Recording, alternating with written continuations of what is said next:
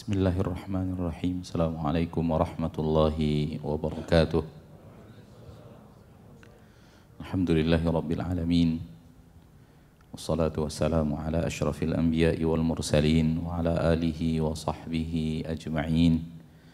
Asyhadu an la ilaha illallah wahdahu la syarika lah wa asyhadu anna Muhammadan abduhu wa rasuluh.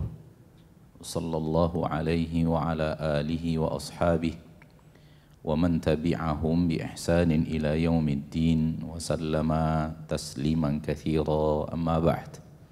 Alhamdulillah, mari kita bersyukur kepada Allah Subhanahu wa taala, Rabb yang Maha Pengasih lagi Maha Penyayang, Ar-Rahman Ar-Rahim, yang telah memberikan kepada kita rahmat dan nikmat yang sangat teramat banyak, sangat teramat besar, curahan rahmat dan nikmat yang Allah Tabaraka wa Ta'ala berikan kepada kita. Dan Allah mengatakan di dalam Al-Quran, berfirman di dalam Al-Quran, wa in ta'uddu ni'matallahi la tuhsuha. Kalau kalian menghitung nikmat-nikmat Allah yang Allah berikan kepada kalian, suatu hal yang pasti, la tuhsuha, kalian tidak akan sanggup untuk menghitung nikmat itu. Ini menunjukkan bahwa sangat teramat banyaknya curahan rahmat dan nikmat yang Allah berikan kepada kita, sehingga tidak ada manusia manapun walau menggunakan alat secanggih apapun yang bisa untuk menghitung nikmat-nikmat yang Allah Tabaraka wa Ta'ala berikan kepada manusia. Oleh karena itu, hal ini harus senantiasa kita sadari bahwa kita selalu diberikan oleh Allah rahmat dan nikmat, dan orang yang bisa menghadirkan itu selalu di dalam hatinya, akan mudah baginya ketaatan. Akan mudah baginya ketaatan di saat dia selalu merasakan curahan rahmat dan nikmat dari Allah yang luar biasa setiap harinya. Lihatlah mata yang sehat, telinga, lisan, kaki dan tangan. Lihatlah jantung kita yang selalu beraktivitas 24 jam, paru-paru, ginjal, pankreas, darah 24 jam mengalir tanpa henti. Semua ini adalah karunia Allah yang tidak tergantikan oleh nikmat-nikmat apapun. Semua ini hendaknya selalu kita sadari bahwa ini curahan rahmat dan nikmat besar karunia dari Allah yang Maha Pengasih, Maha Penyayang. Tidak ada apa-apanya salat kita dibanding curahan nikmat ini. Tidak ada apa-apanya baca Al-Quran kita apabila dibandingkan dengan nikmat yang Allah berikan kepada kita. Sehingga bagi seorang muslim dan muslimah yang selalu menghadirkan bahwa dia diberikan oleh Allah curahan rahmat dan nikmat yang banyak, dan hatinya melihat curahan rahmat dan nikmat yang banyak itu, dia akan merasa bahwa ibadahnya tidak ada apa-apanya dibanding curahan rahmat dan nikmat itu. Malaikat Allah Tabaraka wa Ta'ala diantaranya ada yang diciptakan dari awal diciptakan sampai sekarang beribadah. Ada yang diperintahkan sujud sampai sekarang sujud, memuja dan memuji Allah Tabaraka wa Ta'ala Rabbul Izzati wal Jalalah.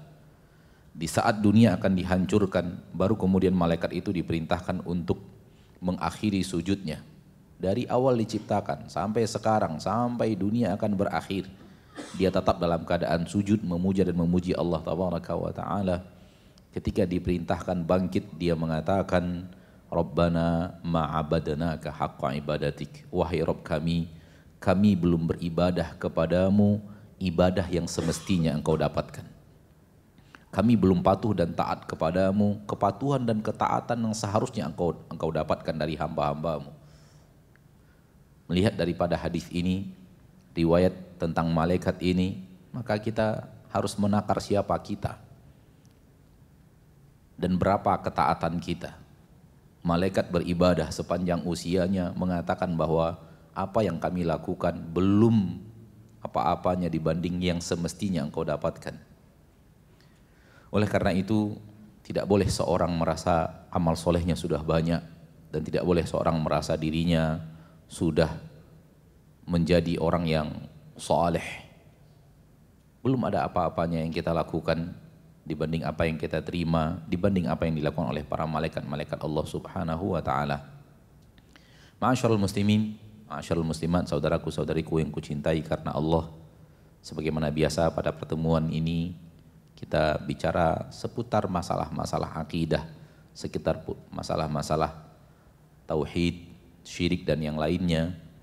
Dan pada kesempatan yang berbahagia ini, izinkan saya berbicara tentang sebuah pernyataan yang sering kita dengar dalam kehidupan kita sehari-hari, dan mungkin kita dengar dari sebahagian mubaligh, sebahagian ustadz, bahagian guru-guru kita, atau kita dengar di sebahagian lisan kaum muslimin, ya, bahwa setiap orang Islam yang wafat itu pasti masuk surga.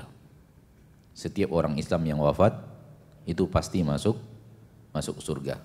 Pada kesempatan yang berbahagia ini, kita ingin melihat apakah pernyataan ini benar sehingga memberikan sebuah harapan yang sangat besar, ataukah pernyataan ini tidak benar sehingga harus dicampakkan dari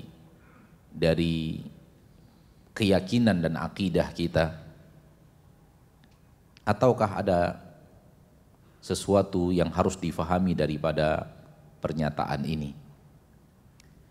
Saya yakin dan percaya bukan hanya sekarang Bapak dan Ibu mendengarkan kalimat ini, beredar di tengah kaum muslimin, diucapkan oleh banyak lisan. Ya, orang Islam apabila dia wafat pasti masuk surga. Pernyataan ini, ma'asyiral muslimin, ma'asyiral muslimat, secara ilmiah bisa benar bisa salah.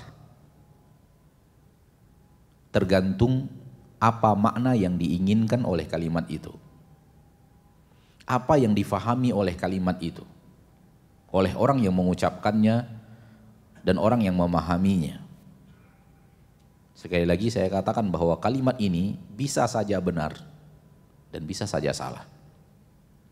Bisa saja benar apabila difahami dengan makna yang benar, dan bisa saja salah apabila difahami dengan makna yang salah dan keliru. Dan tentu iblis laknatullahi alaih ingin manusia memahami dengan makna yang keliru. Ma'asyiral muslimin, ma'asyiral muslimat, saudaraku saudariku rahimani wa rahimakumullah, semua kita, saya dan kita yang hadir di majelis ini semuanya tanpa terkecuali pasti ingin masuk surga. Pasti. Dan setiap orang Islam yang ikhlas dalam keislamannya pasti ingin masuk surga, nggak ada yang tidak. Akan tetapi iblis meletakkan rintangan dan rintangan, meletakkan penghadang dan penghalang untuk masuk ke dalam surga Allah tabaraka wa ta'ala Rabbul Izzati wal Jalalah. Dan penghalang orang yang masuk surga Allah tabaraka wa ta'ala adalah kesyirikan, kekafiran dan kemunafikan. Kesyirikan, kekafiran dan kemunafikan. Kalimat tadi, setiap orang Islam yang wafat pasti masuk surga, kita katakan benar apabila difahami dengan makna yang benar. Salah apabila difahami dengan makna yang salah. Kita mulai dari makna yang salah. Kapan kalimat ini menjadi salah? Kalimat ini menjadi salah manakala difahami setiap orang yang sudah mengucapkan la ilaha illallah di dalam hidupnya, lalu wafat dalam keadaan telah sebelumnya mengucapkan la ilaha illallah. Wafat dalam keadaan itu tanpa melihat amal-amalnya yang lain. Apakah ada amalnya yang menghancurkan la ilaha illallah itu atau tidak? Lalu dianggap setiap orang yang mengucapkan la ilaha illallah dan wafat telah mengucapkan la ilaha illallah tanpa memperhatikan amal-amalnya dalam kehidupannya sebelum dia wafat, ketika dia wafat, semua orang yang seperti itu pasti masuk surga. Ini makna yang salah. Bisa saya mengatakan secara ringkas adalah orang yang memahami la ilaha illallah hanyalah perkataan dan tidak memperhatikan amalan. Cukup dengan mengucapkan la ilaha illallah, wafat pernah mengucapkan la ilaha illallah, lalu dia tidak memperhatikan amal sedikit pun, lalu diyakini orang yang pernah mengucapkan la ilaha illallah ini tanpa memperhatikan amalnya, ini pasti masuk surga. Ini makna yang keliru. Mana makna yang benar? Makna yang benar adalah orang yang mengucapkan la ilaha illallah lalu menjaga la ilaha illallah itu selama hidupnya agar tidak dihancurkan oleh kesyirikan, tidak dihancurkan oleh kekufuran, tidak dihancurkan oleh kemunafikan, dan wafat di atas la ilaha illallah yang dia jaga sampai akhir hayatnya. Ini makna yang benar. Ini makna yang benar. Seseorang yang mengucapkan la ilaha illallah, baik diucapkannya dimulai dari kecil, di tengah orang tua yang muslim dan muslimah, di tengah keluarga muslim dan muslimah, di tengah masyarakat muslim dan muslimah, atau dia ucapkan setelah dia berusia lanjut, sebelumnya dia hidup di tengah keluarga yang bukan muslim, di tengah masyarakat yang bukan muslimin, kemudian dia masuk Islam dan mengucapkannya, lalu dia pertahankan la ilaha illallah itu dengan amalnya. Dia tidak melakukan amalan-amalan yang menghancurkan la ilaha illallah. Dia tidak melakukan amalan-amalan yang membuat la ilaha illallah itu runtuh dari kehidupannya. Dia menjaga dengan amalnya agar la ilaha illallah yang dia ucapkan dengan lisannya itu tidak hilang dari dirinya, dan itu bertahan sampai akhir hayatnya dan wafat di atas itu. Inilah dia orang Islam yang wafat di atas keislaman. Dan inilah orang Islam yang pasti masuk dalam surga. Karena Islam seseorang apabila dia masuk ke dalam agama Islam dan wafat di atas keislaman, dia pasti masuk surga. Namun terbagi dua. Pasti masuk surga, namun terbagi dua. Ada yang masuk surga singgah dulu di neraka, dan ada yang masuk surga tanpa singgah di neraka. Namun kalimatnya adalah pasti masuk surga. Karena kalimat la ilaha illallah mengharamkan jasad seseorang dari kekal di neraka. Dan mengharamkan jasad seseorang masuk neraka. Terbagi dua. Ada yang mengharamkan kekal. Ada yang mengharamkan masuk neraka. Jadi tahrim, pengharaman surga neraka untuk orang-orang yang mengucapkan la ilaha illallah terbagi dua. Pengharaman masuk neraka dan pengharaman kekal di neraka. Dan ini bahasan-bahasan yang banyak kita baca di dalam kitab para ulama, dan ini bahasan-bahasan yang banyak kita dengarkan dari syarah para ahli ilmu tentang la ilaha illallah yang mengharamkan seseorang dari neraka Allah. Pengharamannya itu terbagi dua. Pengharaman masuk sehingga orang yang memiliki la ilaha illallah ini tidak masuk neraka sama sekali, atau pengharaman kekal. Itu artinya ada kemungkinan masuk dan namun dia tidak akan pernah kekal di neraka Allah Subhanahu wa taala. Sehingga makna masuk pasti masuk surga itu benar. Namun pasti masuk surga langsung, atau pasti masuk surga namun pakai singgah di neraka, naudzubillah, tsumma naudzubillah min dzalik. Kita tidak ingin berbicara bahagian akhiratnya, kita ingin bicara bahagian dunianya. Karena ini, dunia inilah bahagian yang dengannya kita mempertahankan la ilaha illallah itu, agar kemudian la ilaha illallah tersebut bertahan pada diri kita hingga akhir hayat. Ma'asyiral muslimin, ma'asyiral muslimat. Seorang yang mengucapkan la ilaha illallah, di saat dia mengucapkan la ilaha illallah dengan penuh keikhlasan, di saat dia mengucapkan la ilaha illallah dengan penuh keyakinan, dia telah masuk agama Islam. Banyak orang di zaman kita sekarang mengira bahwa apapun yang dia kerjakan, apapun yang dia lakukan, kemaksiatan apapun yang dia kerjakan tidak akan mempengaruhi la ilaha illallahnya. Dia telah ucapkan la ilaha illallah itu. Dan ini makna yang batil. La ilaha illallah yang diucapkan oleh seorang muslim yang membuat dia Islam bisa saja runtuh, bisa saja hancur, bisa saja hilang. Kenapa? Amalnya menghancurkan la ilaha illallahnya. perbuatannya menghancurkan la ilaha illallahnya. Lihat firman Allah di dalam Al-Quran surah Al-An'am ayat 88. Allah berfirman, walau asyraku lahabita anhum ma kanu ya'malun. Walau asyraku lahabita anhum ma kanu ya'malun. Sekiranya mereka melakukan syirik, sekiranya mereka yaitu manusia itu melakukan syirik, lahabita anhum ma kanu ya'malun, maka akan hapus dari mereka seluruh yang pernah mereka kerjakan daripada perbuatan amal saleh. Ini artinya seorang yang hidup telah masuk ke dalam agama Islam dengan la ilaha illallah, telah melakukan amal soleh, dia salat, dia puasa, dia berhaji, dia berumrah, dia berinfak, dia bersedekah, dia membangun masjid, dia membangun pesantren, dia membangun asrama anak yatim piatu, dia peduli kepada orang-orang fakir dan miskin dan yang lainnya daripada ketaatan. Namun kemudian dia lakukan dosa syirik, seluruh ketaatannya tadi Allah hapuskan. Kenapa? Dia bukan lagi seorang muslim.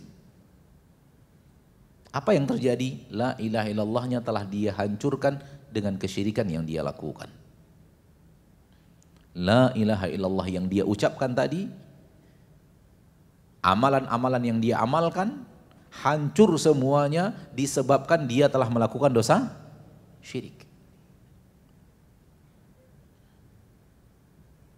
Sehingga seorang yang sholat, seorang yang puasa, seorang yang berhaji, seorang yang berumrah, apabila dia berbuat syirik, itu gak ada artinya semua sholatnya, tak ada artinya semua puasanya, tak ada artinya semua umroh dan hajinya, tak ada artinya semua infak dan sedekahnya, gak ada artinya. Kenapa? Hapus, hilang.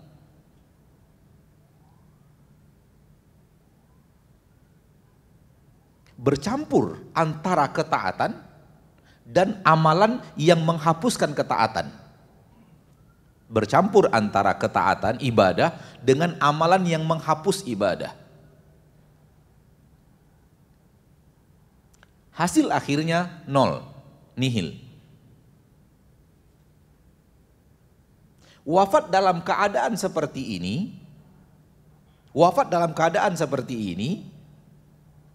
pandangan manusia orang Islam yang wafat, kenapa dia sholat, dia puasa, dia pak haji dan bu hajah, bahkan dia guru ngaji. Pandangan manusia terhadap orang yang wafat, betul tidak? Namun Allah tahu, manusia tidak tahu dia berbuat syirik. Allah tahu, manusia tidak tahu. Allah melihat dia melakukan dosa syirik. Sehingga di dalam hakikat yang sebenarnya, realita sebenarnya, ini orang tidak muslim lagi. Amalnya tidak ada artinya. Wafat bukan dalam keadaan Islam, wafat dalam keadaan musyrik.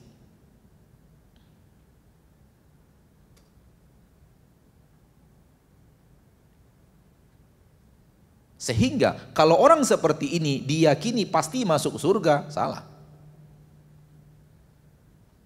Apanya yang akan membuat dia ke surga? Dia tidak memiliki la ilaha illallah, dia tidak memiliki salat, dia tidak memiliki puasa, dia tidak memiliki amal sedikit pun. Apa yang akan membuatnya ke surga Allah tabaraka wa taala? La ilaha illallah yang telah hancur.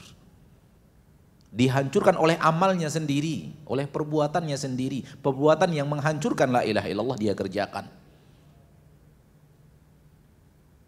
Akan tetapi, kalau dia ucapkan la ilaha illallah, lalu dia jaga la ilaha illallah itu bertahan dalam hidupnya, dia tidak hancurkan dengan amalan-amalan yang menghancurkan la ilaha illallah, dia tidak berbuat syirik, dia tidak berbuat kufur, dia tidak berbuat kemunafikan, karena ini tiga dosa yang menghancurkan la ilaha illallah.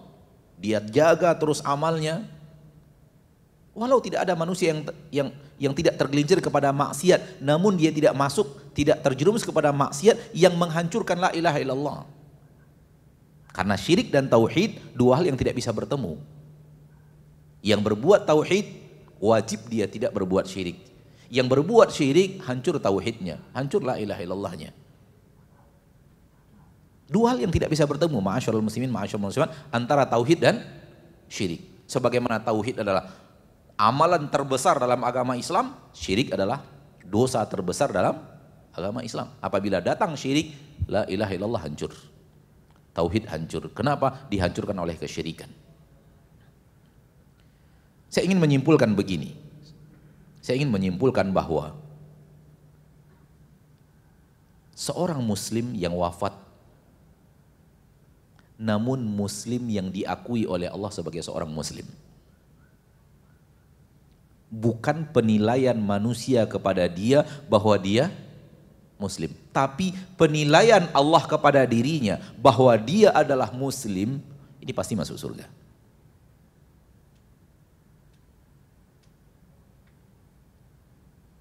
Tapi ketika Allah tabaraka wa ta'ala, di dalam ilmu Allah yang maha tahu segala-galanya, Allah menilai, Allah mengetahui bahwa dia bukan lagi muslim karena dia telah menghancurkan la ilaha illallahnya dengan kesyirikan dan wafat di atas itu, ini tidak akan masuk neraka, masuk surga. Ini tidak akan masuk surga untuk selama-lamanya. Walau manusia di sekitarnya meyakini dia orang muslim yang wafat. Kenapa? Muslim menurut penilaian manusia, namun tidak muslim menurut penilaian Allah. Maka makna yang tadi, kembali kita kepada makna yang tadi, setiap orang muslim yang wafat pasti masuk surga, benar. Kalau yang menilai dia wafat adalah sebagai seorang muslim adalah Allah. Setiap muslim yang wafat pasti masuk surga, kalau seandainya yang menilainya adalah manusia, belum tentu. Sekiranya penilaian manusia tentang dirinya, orang muslim yang wafat sesuai dengan penilaian Allah, sama berarti. Namun boleh jadi manusia tidak tahu dia telah melakukan dosa-dosa dan maksiat yang menghancurkan la ilaha illallahnya. Yang menghancurkan la ilaha illallah yang dia ucapkan, yang dijadikan Allah sebagai pondasi syariat Allah tabaraka wa taala, syarat diterimanya seluruh amal. Dan kalau dilakukan hal-hal yang bertentangan dengan la ilaha illallah, yaitu kesyirikan, maka akan hapus seluruh amalan, dan dia melakukan itu dan Allah tahu dia wafat dalam keadaan la ilaha illallahnya yang sudah hancur dengan kesyirikannya. Ini orang yang kita yakini muslim pasti masuk surga, salah. Oleh karena itu saya ingin mengatakan, yang penting adalah bagaimana kita berusaha, saudaraku saudariku, setelah kita ucapkan la ilaha illallah ini, kita jaga la ilaha illallah itu terus, jaga terus, jangan sampai hancur. Jangan sampai runtuh la ilaha illallah yang kita yakini itu. Karena perbuatan syirik yang berulang-ulang kita lakukan kajiannya di majlis ini, perbuatan syirik itu membuat la ilaha illallah hancur. Pertahankan la ilaha illallah yang kita yakini, pertahankan la ilaha illallah yang kita ucapkan dengan tidak melakukan kesyirikan, dengan tidak melakukan kekufuran, dengan tidak melakukan kemunafikan. Tentu syirik yang saya maksud, kufur yang saya maksud, dan kemunafikan yang saya maksud adalah syirik besar, kufur besar, dan kemunafikan besar. Ini 3 dosa menghancurkan la ilaha illallah. Maka hidup kita di permukaan bumi ini yang sangat teramat penting adalah mempertahankan la ilaha illallah yang kita ucapkan, agar kita tidak langgar la ilaha illallah itu dengan perbuatan syirik, dengan perbuatan kufur dan kemunafikan. Sehingga dengannya kita wafat menurut penilaian Allah, ketika kita wafat kita sebagai seorang muslim. Kalau begitu realitanya, dan tentu itu harapan kita, maka manusia yang wafat dalam kondisi seperti ini takkan pernah kekal di neraka. Ada yang tidak masuk neraka sama sekali ketika Allah maafkan dosa dan kesalahannya, dan itu yang sangat kita harapkan, dan itu yang sangat kita selalu mintakan kepada Allah, bahwa dosa-dosa dan kesalahan kita diampuni oleh Allah Taala, dan ketentuannya diketahuinya pada saat dihisab. Pada saat dihisab kita baru tahu diampuni atau tidak. Sebelumnya kita tidak tahu. Sekarang kita tidak tahu, ketika kita bangkit di padang mahsyar kita tidak tahu, ketika terjadi huru-hara padang mahsyar bersama seluruh yang ada di padang, kita tidak tahu sampai kita dihisab. Hisab itu apa? Dipanggil menghadap Allah, mempertanggungjawabkan amal masing-masing. Setelah mempertanggungjawabkan amal, di situ Allah tentukan diampuni atau tidak. Kalau diampuni, maka umat Islam yang diampuni dosanya tidak singgah di neraka dan masuk surga, namun ketika tidak diampuni, naudzubillah tsumma naudzubillah min dzalik, dosa-dosa itu mengundang adab di neraka. Namun la ilaha illallah yang bertahan menyelamatkannya dari neraka. Sehingga suatu saat dia pasti akan meninggalkan neraka itu dan dimasukkan ke dalam surga. Sampai seluruh orang yang wafat dalam keadaan muslim dalam makna yang benar tadi, diangkat semuanya dari neraka, dimasukkan ke surga, diangkat semua dari neraka sesuai dengan kadar iman mereka masing-masing, kadar ketaatan dan kebajikan mereka masing-masing, diangkat sampai yang paling terakhir. Sehingga tinggallah di neraka seluruh orang-orang kafir, seluruh orang-orang musyrik, seluruh orang-orang yang tidak ada la ilaha illallah dalam diri mereka di saat mereka wafat. Dan ketika itu seluruh neraka akan kekal abadi selama-lamanya beserta penghuninya, dan seluruh penduduk surga akan kekal abadi bersama-samanya selama-lamanya dengan orang-orang yang menghuninya.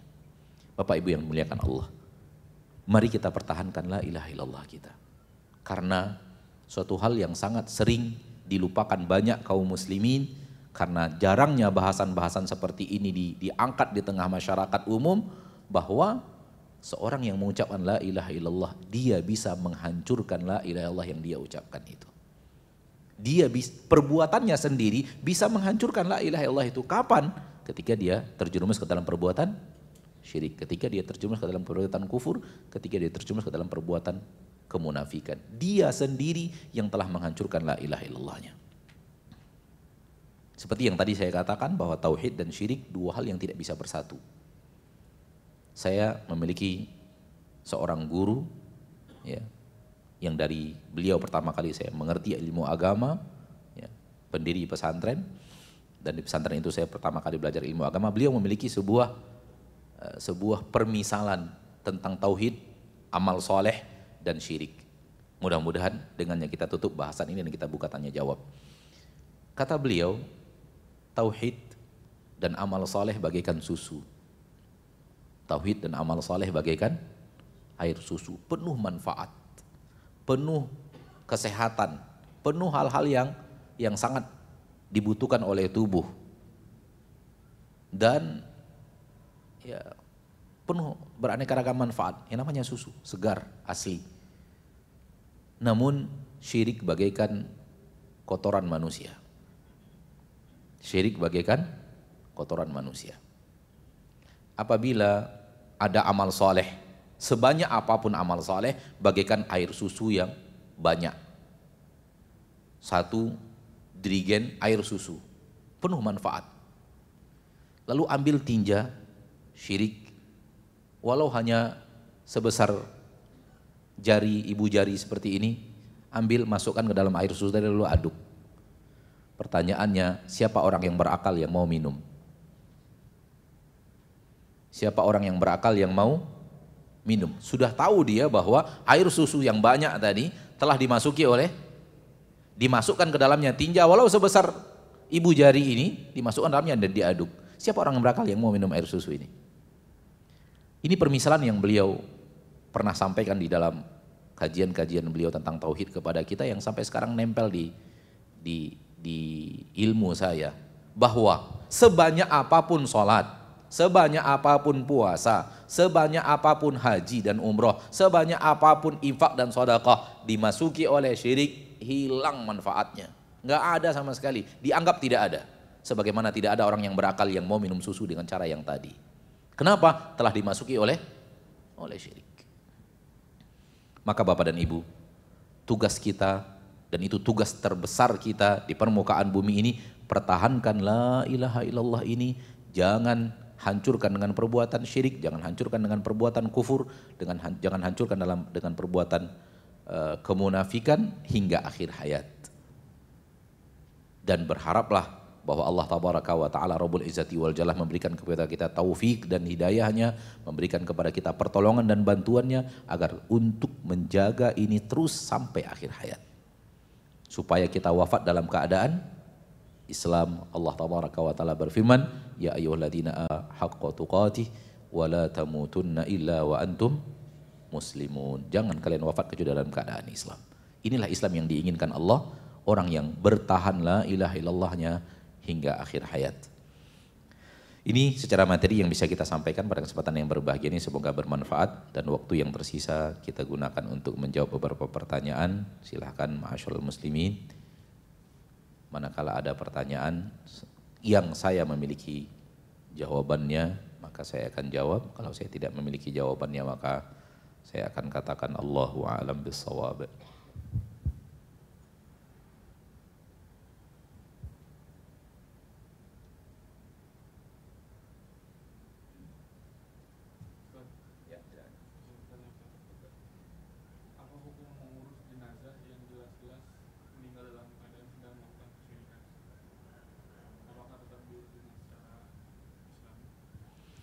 Pertanyaan, apa hukum mengurus jenazah yang jelas-jelas telah melakukan kesyirikan? Apakah diurus sebagai seorang muslim atau diurus sebagai seorang yang tidak muslim? Untuk mengetahui seseorang benar-benar telah melakukan kesyirikan, itu tidak mudah. Kenapa? Karena dia kesyirikan berhubungan erat dengan keyakinan hati.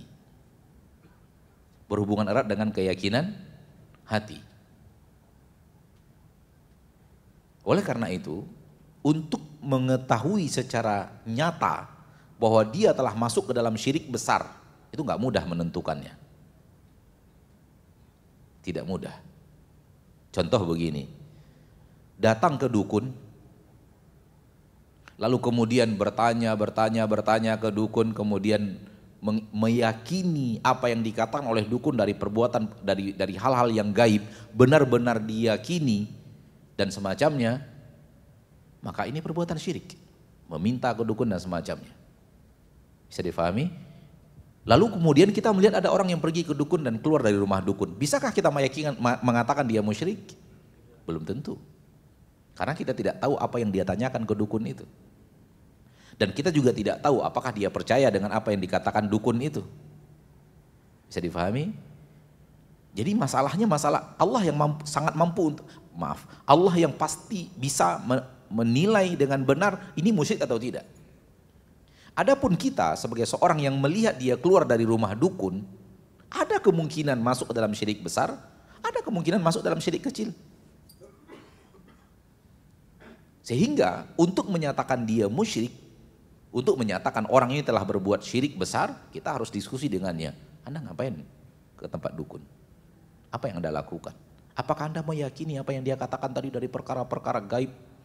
Begini, dukun bicara, oh saya yakin, sangat yakin sekali. Saya sangat yakin bahwa dukun ini menyembuhkan penyakit.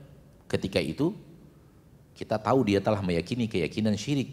Dan kewajiban kita setelah itu adalah menasihati dia, kasih tahu dia bahwa ini adalah perbuatan yang terlarang dalam agama, ini adalah perbuatan syirik besar yang ada di dalam ayat-ayat Allah Tabaraka wa Ta'ala.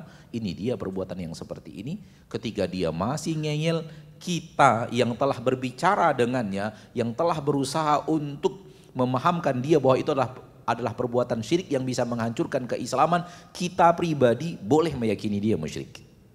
Sementara orang yang tidak melakukan itu, dia belum boleh meyakini dia sebagai seorang musyrik. Makanya saya katakan tadi bahwa untuk mengetahui seseorang benar-benar terjerumus ke dalam syirik besar bukan pekerjaan mudah.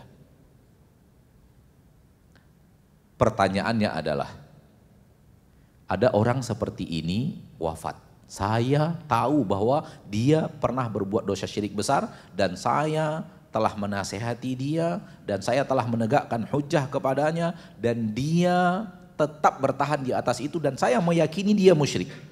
Maka saya tidak melakukan pelaksanaan jenazah kepada dirinya. Saya sebagai orang yang tahu, saya sebagai orang yang pernah bertanya langsung, saya sebagai orang yang pernah berdiskusi langsung dengannya, saya sebagai orang yang pernah menasihati dia bahwa ini adalah syirik besar, ini adalah dosa besar yang bisa menghancurkan la ilaha illallah, saya tidak ngurus dia. Tapi yang lain yang tidak tahu tetap mengurus karena tidak tahu siapa dia sebenarnya.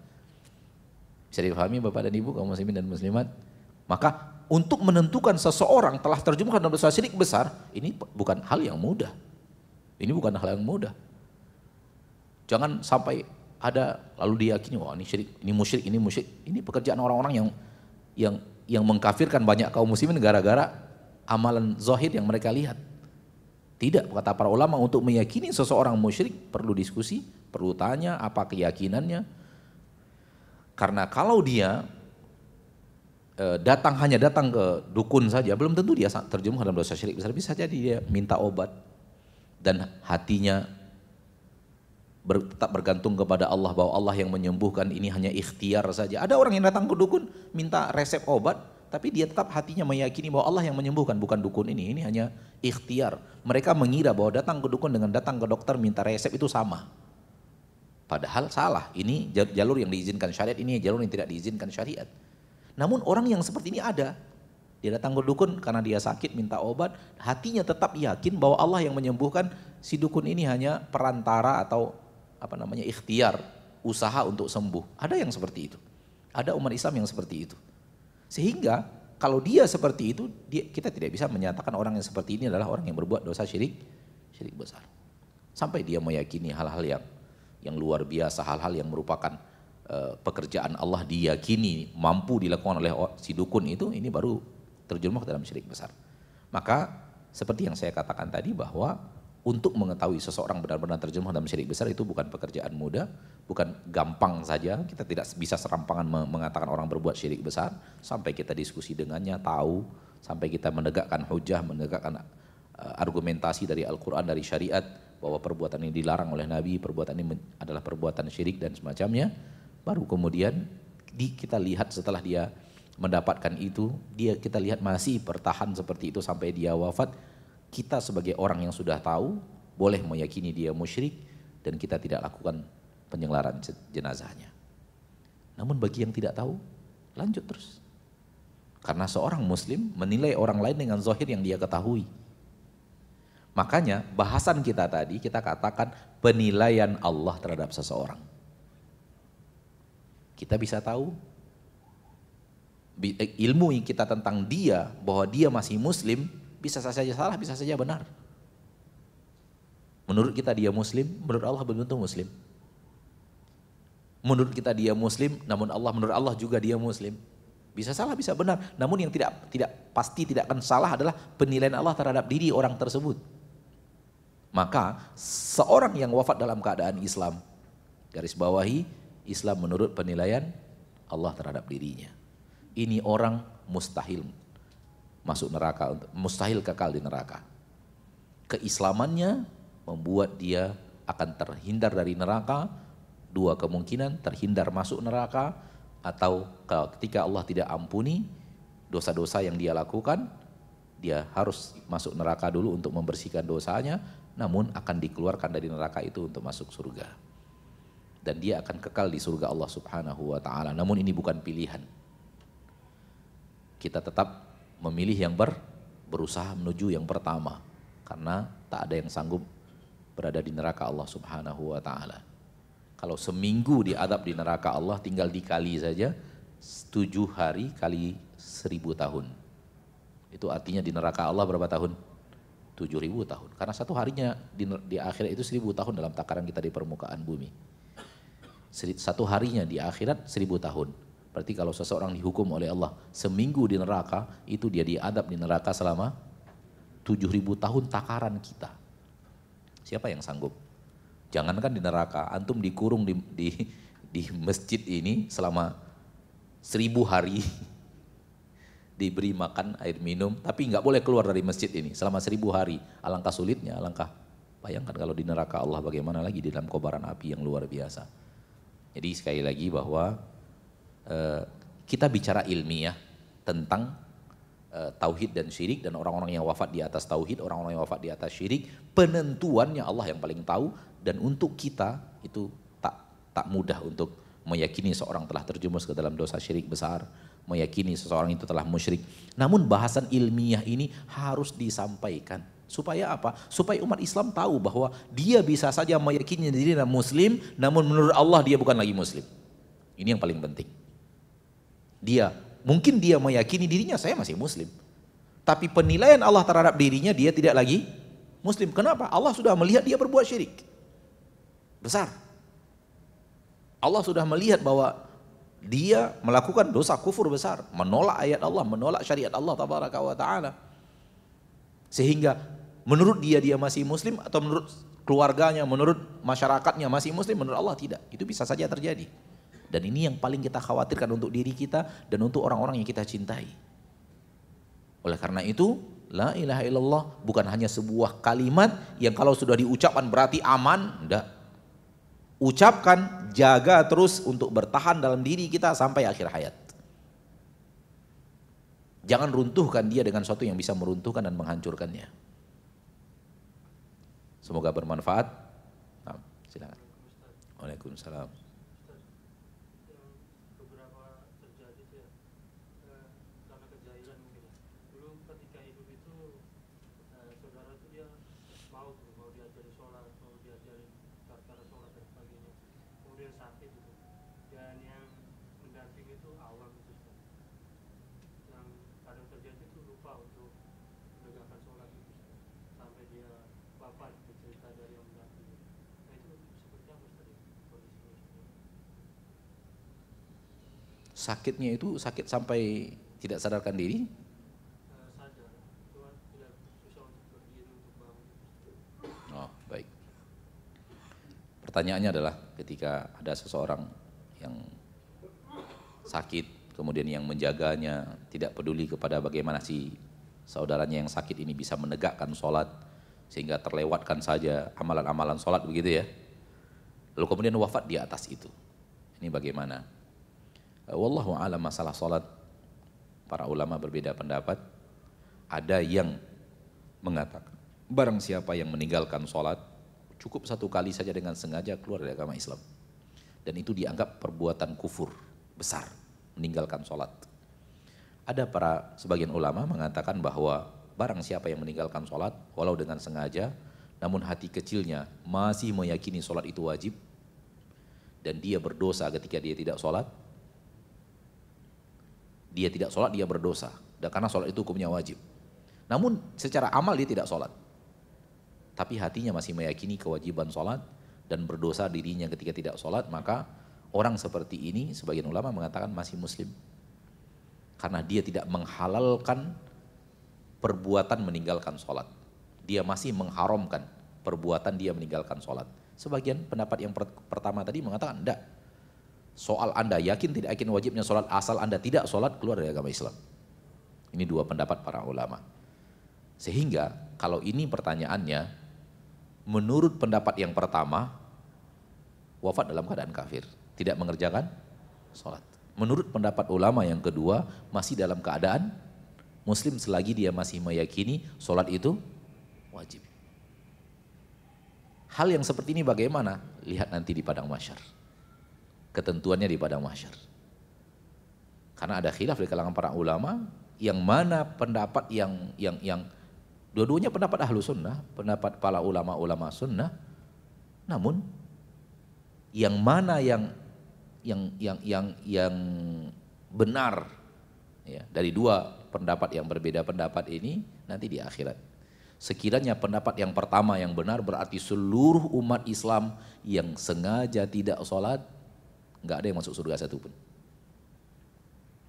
Kenapa? Dia telah dihukumkan berbuat kekufuran. Ini menurut pendapat yang pertama. Sengaja dia tidak sholat, walau satu kali keluar dari agama Islam. Bayangkan betapa banyaknya orang yang meninggalkan sholat. Adapun menurut pendapat yang kedua, selagi dia masih meyakini itu wajib dan dia berdosa ketika tidak sholat, maka walaupun dia tidak sholat, dia masih dihitung muslim. Sekiranya ini yang pendapat ini dia pendapat yang hak, yang benar dalam mahkamah Allah di padang mahsyar, maka orang muslim yang masih meyakini sholat itu wajib namun tidak sholat masih ada kemungkinan diampuni dosanya, dan kalau dimasukkan ke neraka masih mungkin untuk meninggalkan neraka pada waktu yang ditentukan Allah tabaraka wa ta'ala. Dan tentunya yang selamat adalah seorang muslim yang selalu menjaga sholatnya. Dan inilah bahaya meninggalkan sholat. Sampai ulama berbeda pendapat, orang yang meninggalkan sholat itu masih muslim atau sudah kafir. Orang yang meninggalkan sholat itu masih muslim atau sudah kafir. Sampai kepada titik yang seperti itu. Apakah meninggalkan sholat itu dosa kufur yang mengeluarkan orang dari agama Islam atau tidak? Sebagian mengatakan iya, sebagian mengatakan tidak. Maka wallahu ta'ala alam ya. Kenapa orang yang sakit tadi wafat dalam keadaan tidak sholat misalnya. Allah yang maha tahu apa amalannya. Kenapa diwafatkan Allah di atas tidak sholat. Allah maha adil. Apapun yang Allah lakukan pada seseorang adalah murni keadilan. Dan keadilan yang Allah tegakkan pada diri seseorang itu Allah lihat dari amal orang itu. Apa yang dia amalkan. Sehingga siapapun yang wafat kita harus meyakini dia wafat di atas keadilan hukum Allah terhadap dirinya. Wallahu ta'ala alam. Sampai di sini pertemuan kita berkesempatan yang berbahagia ini. Semoga Allah Ta'ala Rabbul Izzati wal Jalalah menjadikan kita orang yang benar-benar Islam secara perkataan dan amalan. Ucapkan la ilaha illallah, yakini la ilaha illallah, pertahankan la ilaha illallah sampai akhirnya kita bertemu dengan malaikat maut. Ini akan menjadikan amal kita tidak dihapus oleh Allah dan akan menjadi amal saleh, dan amal maksiat kita ada kemungkinan diampuni, ada kemungkinan tidak diampuni. Tentu harapannya adalah amal kita diampuni. Oleh karena itu ingatkan diri kita selalu, ingatkan juga orang-orang kita cintai selalu, pertahankan la ilaha illallah sampai akhir hayat. Sampai di sini wasallallahu wasallam wa baraka wa an'ama ala abdihi wa rasulihi Muhammad. Subhanakallahumma bihamdika asyhadu an la ilaha illa anta astaghfiruka wa atubu ilaik. Wassalamualaikum warahmatullahi wabarakatuh.